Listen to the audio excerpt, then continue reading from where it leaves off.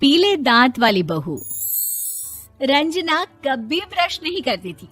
उसे कितनी बार उसके माँ बाप ने डांटा, लेकिन उसका कोई असर उस पर होता ही नहीं था, जिस कारण से उसके दांत पीले पीले हो जाते हैं।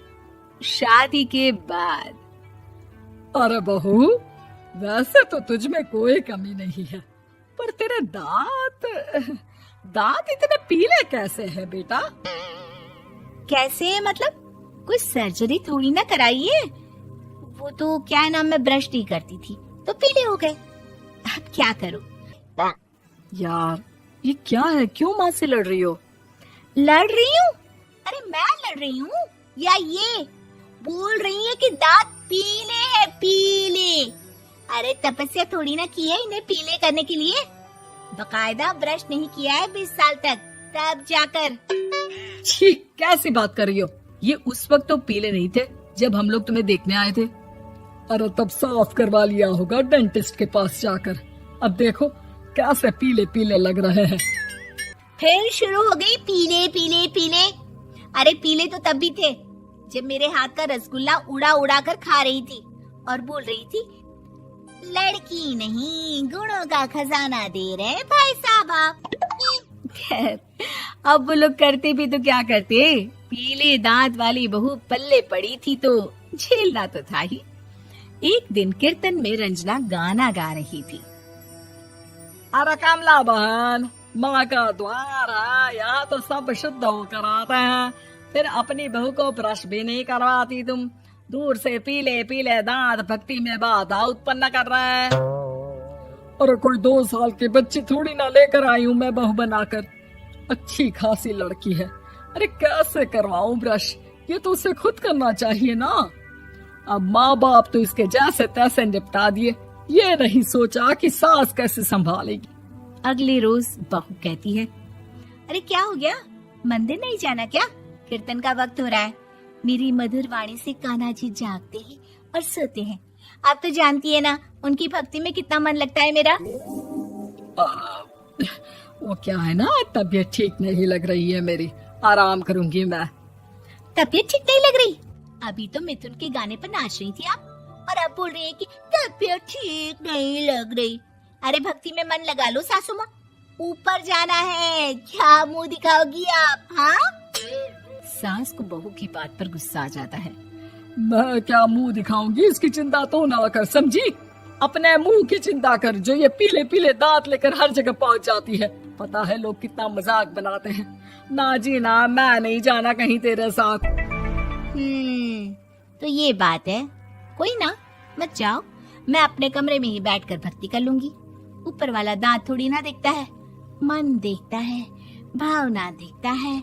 और अरे बस बस, तू सब कुछ दिखा, बस ये सफेद चमकदार दांत ना दिखाना किसी को, है? जा यहाँ से। बहू को सास की बात का कोई फर्क नहीं पड़ता, वो तो जैसी थी वैसी ही रह जाती है। सुबह नहाकर किचन में खाना बनाना, फिर खाना खाना, कीर्तन भजन करना और सो जाना। एक दिन, माँ जी मैं सहेली के घर जा रही हूँ, शाम को लेट आऊंगी।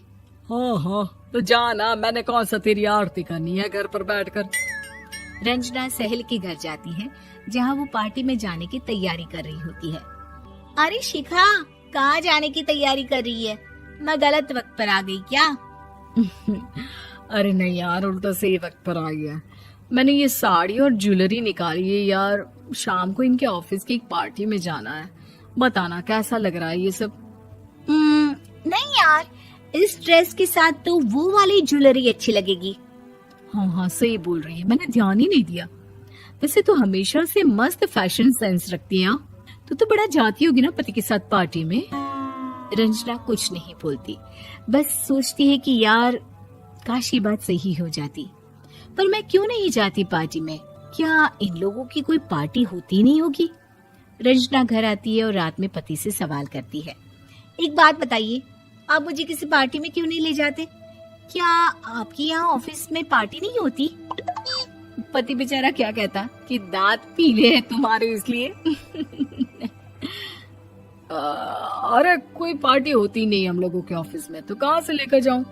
और मार्केट, मॉल, कहीं वीकेंड घूमना, कहीं तो अरे यार, सारे हफ्ते में एक छुट्टी मिलती है तो सोचता हूँ कि आराम ही कर लूं। क्यों?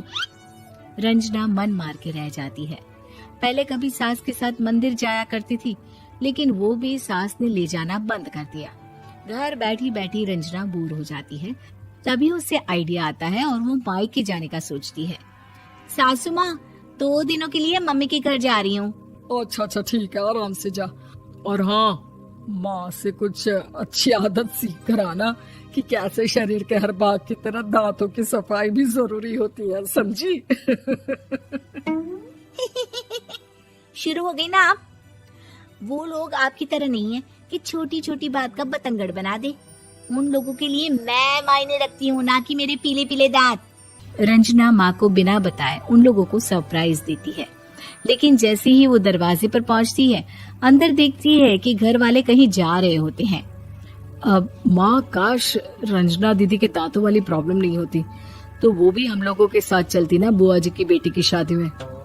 हाँ बेटा, लेकिन अब उसे कौन समझाए कि उसको उसके पीले दांत नहीं दिखते, लेकिन उसके आसपास के लोगों को कितना एम्बैरेसिंग फील कराते हैं। मुझे तो कितनी बार उसके स्कूल की टीचर ने शिकायत की कि उसके साथ कोई लड़की बैठना भी नहीं चाहती, और ना ही कॉलेज में कोई उससे बात करना चाहता था। लेकिन पता नहीं क्यों उसे ये बात समझ में ही नहीं आती। कोई कमी नहीं है उस लड़की में, बस यही कि दांत पीले हैं। वो तो भला हो जीजा जी और उनकी माँ का, जो दीदी को जैसी है वैसे ही रखा हुआ है। रंजना को अपने घर वालों की बात सुनकर बहुत दुख होता है। वो सोचती है कि वो क्या करे, लेकिन फिर वो सीधा डेंटिस्ट के पास जाती है, अपने दांत चमकाती है और कसम खाती है कि वो रोज ब्रश करेगी। अरे क्या हो गया? तुम तो 2 दिनों के लिए गई थी ना। पर कोई ना, अच्छा है, चलो आ गई तो। रंजना सास के सामने आकर खड़ी हो जाती है और पूरी स्माइल करती है, उसके चमकदार दांतों को दिखाती हुई। हैं? चले मंदिर? माँ, मुझे माफ कर दीजिए, मैंने आप लोगों को बहुत एम्बैरेसिंग फील करवाया। मैं आज से रोज ब्रश करूंगी।